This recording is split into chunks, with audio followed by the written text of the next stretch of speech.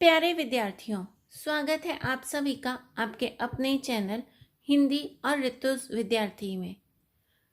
पिछले वीडियो में मैंने आपको संधि के एक भाग के बारे में बताया था जिसे हम कहते हैं स्वर संधि। आज मैं आपको संधि के दूसरे भाग के बारे में बताने जा रही हूँ जिसे हम कहेंगे व्यंजन संधि। व्यंजन संधि का वीडियो शुरू करने से पहले या व्यंजन संधि के बारे में बताने से पहले मैं आप सभी को व्यंजन माला से परिचित करवा दूं, क्योंकि जब हम व्यंजन माला से परिचित हो जाएंगे तो हमें संधि में व्यंजन संधि का समझ पाना आसान हो जाएगा। ये देखिए, ये आप सबके सामने व्यंजन लिखे हुए हैं मैंने, क ख ग घ ङ, और इसे कहते हैं कवर्ग।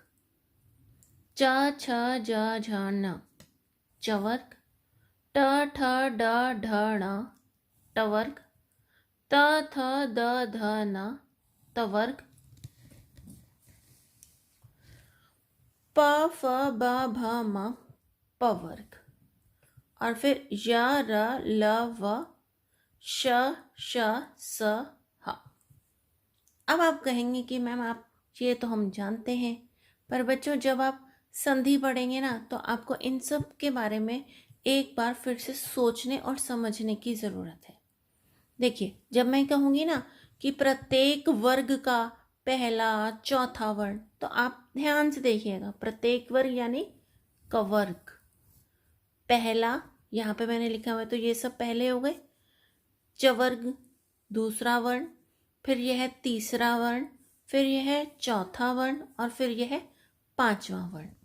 तो कवर्ग, चवर्ग, टवर्ग, तवर्ग और पवर्ग, यह आपको समझ आ गया। अब एक ट्रिक और है कि आप संधि आसानी से समझ लेंगे, और वह है क च ट त प याद करने की। अब कहेंगे आप मैम ये क च ट त प क्या है? बच्चों, जब हम इसकी बात कर रहे हैं ना, कवर्ग, चवर्ग, टवर्ग, तवर्ग और पवर्ग, तो आपको ये क च ट त प, ये है ये कच ट त प, कच ट त प। ठीक है, तो चलिए अब शुरू करते हैं अपना वीडियो। तो ये देखिए, सबसे पहले मैंने व्यंजन संधि की परिभाषा लिखी है ताकि आपको आसानी से समझा सकूं।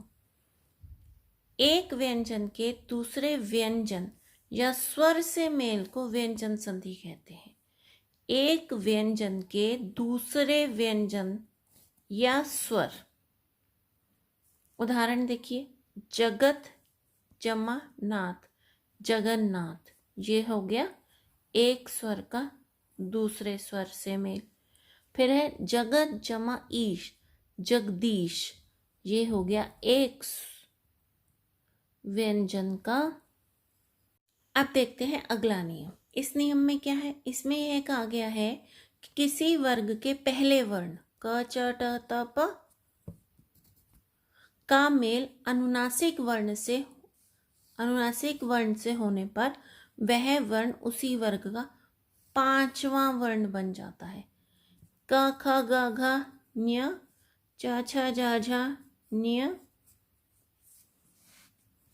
ट ठ ड ढ न्य, त थ द ध न, प फ ब भ म। अब आपको पांचवा वर्ण समझ आ गया।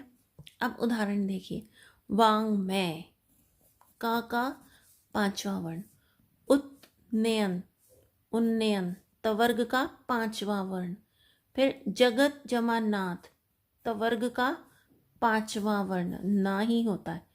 षड मास, अब इसका देखिए, षट ट ठ ड ढ न्य, षण मास। अब अगला नियम देखिए। अगला नियम कहता है कि त या द का मेल च या छ से होने पर त या द के स्थान पर च होता है। ज या झ से होने पर ज, ट या ठ से होने पर ट, ड या ढ से होने पर ज, और ल होने पर ल हो जाता है, यानी ये आधा ल होता है। अब देखिए, उदाहरण देखिए, जगत जमा छाया, ता या दा के स्थान पर चा लिखा था तो जगत छाया। सज्जन, विद्युल्लता। उत जमा चारण, उच्चारण। तत् जमा लीन, तल्लीन। अब एक और नियम देखिए कि ता का स्वर से मेल। ता का ग घ द ध भ भ र से तो क्या हो जाता है द। सत इच्छा, सदिच्छा, ये स्वर हो गया।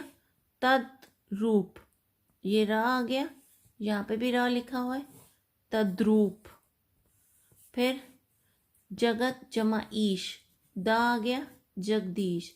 भगवत जमा भक्ति, भगवत भक्ति, द आ गया। अगला नियम कहता है कि त या द ज श जोड़ने पर च हो जाता है, च और श के स्थान पर छ हो जाता है। उत जमा श्वास, उच्छ्वास, उच्छ्वास। सत जमा शास्त्र, सच्छास्त्र। एक नियम और देखिए, त या द का मेल ह होने पर द और हा के स्थान पर ध। पद जमा हति, पद्धति। उत जमा हार, उद्धार, ये आ गया। हा के स्थान पर क्या था ध। उत जमा हार, उद्धार। स्वर के साथ छ का मेल होने पर छ के स्थान पर आधा च और छ हो जाता है। जैसे आच्छादन, परि जमा छेद, परिच्छेद। वीडियो लंबा है पर आपको समझ जरूर आ रहा होगा। मेरे तरफ से यह आखिरी नियम है। अगर और भी किसी को कोई नियम पता है तो कृपया कमेंट बॉक्स में लिखकर मेरे साथ शेयर कीजिए, मुझे भी अच्छा लगेगा। तो ये लिखा है माँ का अनुस्वार में बदलना। अनुस्वार आप सबको पता है, ये सम जमा तुष्ट, संतुष्ट, अनुस्वार। सम जमा हार, अनुस्वार, संहार। सम जमा चार, संचार। सम जमा योग, संयोग। तो यह था मेरी तरफ से एक छोटा सा प्रयास अपनी गलतियों से आपको सिखाने का।